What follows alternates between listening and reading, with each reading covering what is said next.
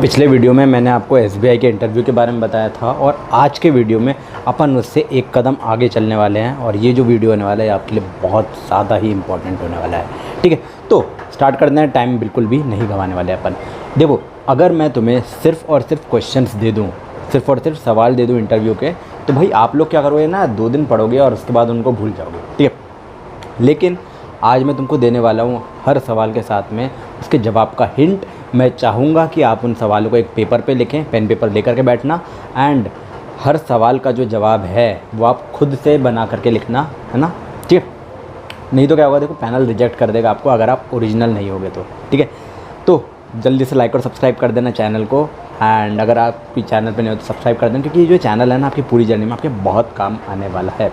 ठीक है, हर रोज़ आपके लिए काम का वीडियो मैं चैनल पर लेकर के आता रहता हूँ और आता रहूँगा आगे भी। ठीक है, सबसे पहले तो देखो बेसिक्स ऑफ बैंकिंग, यानी कि आपको बैंकिंग के बेसिक्स के बारे में पूरा ज्ञान ले लेना है। देखो पहला सवाल हो गया एनईएफटी वर्सेस आरटीजीएस। ठीक है, हिंट में अगर आप लोग को दूँ तो भाई आप लोग ना एनईएफटी को ब्रांच से रिलेट करके बोलना। ठीक है, उसके अलावा मैं आपको कहूँगा एनईएफटी और आरटीजीएस के इंडिविजुअल डेफिनेशन भी पढ़ लेना। उसके अलावा अगला सवाल हो गया कि आईएमपीएस क्या है। ठीक है, आईएमपीएस क्या है, इसका फुल फॉर्म के साथ में इसके बारे में थोड़ी सी इन्फॉर्मेशन गूगल से ले लेना। थर्ड हो गया कासा क्या होता है, करंट अकाउंट सेविंग अकाउंट, सबको पता है।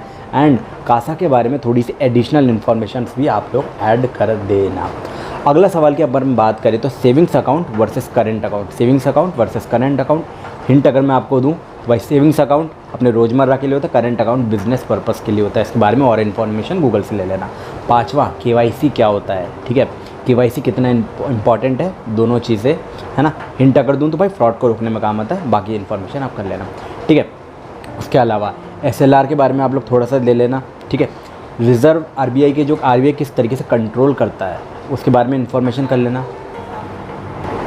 नेक्स्ट सवाल अगर अपन करें तो भाई रेपो रेट के बारे में। रेपो रेट काफ़ी ज़्यादा इंपॉर्टेंट सवाल है, हर बार पूछा जाता है, इस बारे में इन्फॉर्मेशन आपको होनी ही चाहिए। ठीक है, तो रेपो रेट के बारे में एनपीए नॉन परफॉर्मिंग एसेट। ठीक है, लोन के बारे में कर लेना, 90 डेज का जो अनपेड होता है उसके बारे में अगर देख लेना, इन्फॉर्मेशन ले लेना।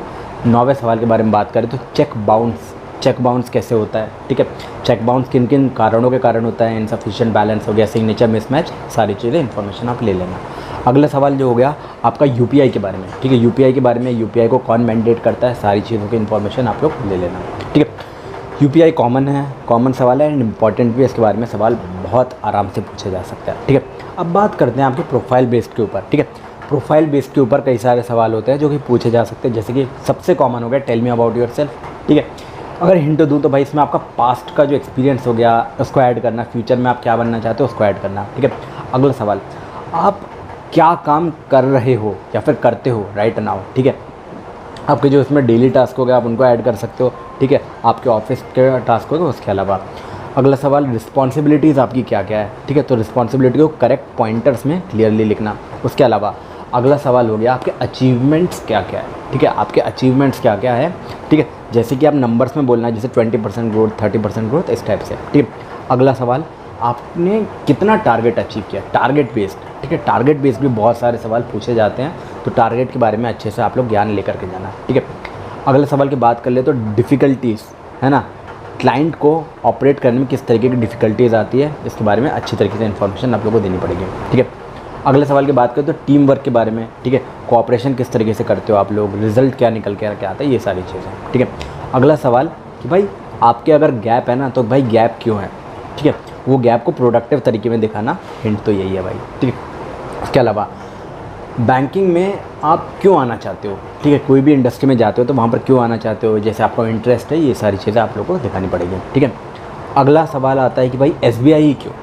ठीक है, तो आप उसको उसमें एसबीआई की थोड़ी तारीफ़ कर सकते हो।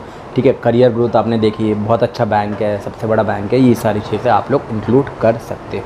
ठीक है, उसके बाद सेल्स के बेस्ड पर बहुत सारे सवाल आप लोगों से पूछे जाएंगे। ठीक है, सेल्स इंपॉर्टेंट भी है। ठीक है, बहुत कॉमन सवाल होता है सेल मी दिस पेन। ठीक है, तो इसमें अगर आपको नीड थोड़ी सी क्रिएट करनी पड़ेगी, बेनिफिट्स आपको बताने पड़ेंगे, इस तरीके से आप उसको सेल कर सकते हो।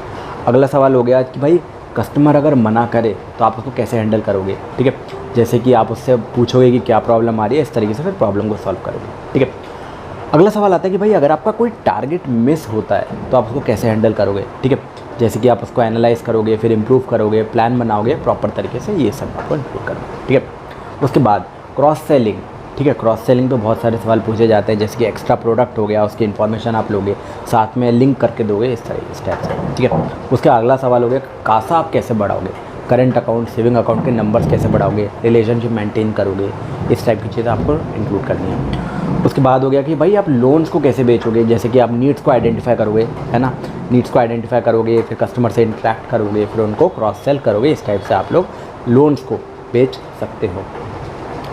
कुछ सवाल दोस्तों सिचुएशन बेस्ड होता है, जैसे कि एंग्री कस्टमर अगर आपके सामने आया तो आप कैसे उसको हैंडल करोगे, जैसे कि आप उसको कामली सुनोगे, उसके बाद उसको सॉल्यूशन प्रोवाइड करोगे, इस टाइप से, ठीक है। अगर आपका सीनियर गलत हो तो वहाँ पर भी कुछ सवाल ऐसे पूछे जा सकते हैं कि भाई सही तरीके से उसको एक्सप्लेन करोगे, इस टाइप से, ठीक है।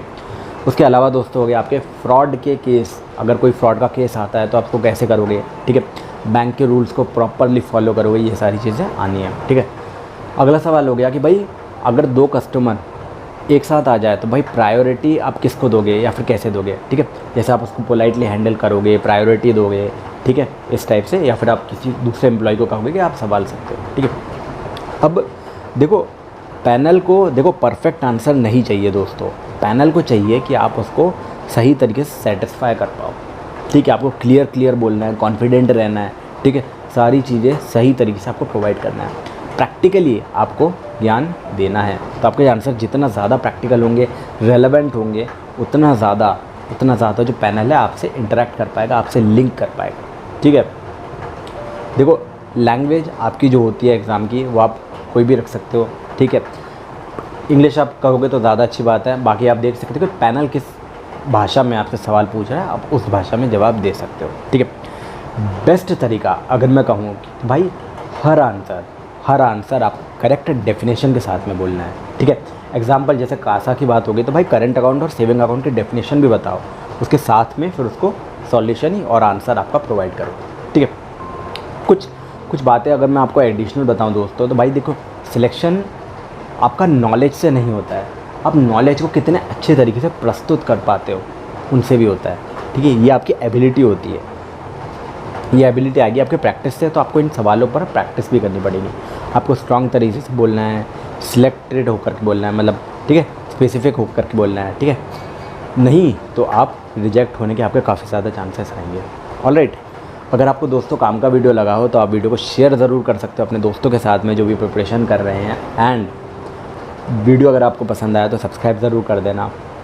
ऑलराइट, कमेंट करके बताना आप किन एग्ज़ाम की तैयारी कर रहे हो, ताकि मैं उन एग्ज़ाम की स्पेसिफिक नॉलेज आप लोगों तक डेली लेकर के आता रहता हूँ। ऑलराइट दोस्तों, तो आज की वीडियो में इतना ही, अपन मिलेंगे अपने अगले वीडियो में, तब तक के लिए बाय बाय, जय श्री राम, राधे राधे, हर हर महादेव। आशा करता हूँ ये 30 सवाल आपके बहुत काम आए होंगे। ऑलराइट दोस्तों, बाय बाय।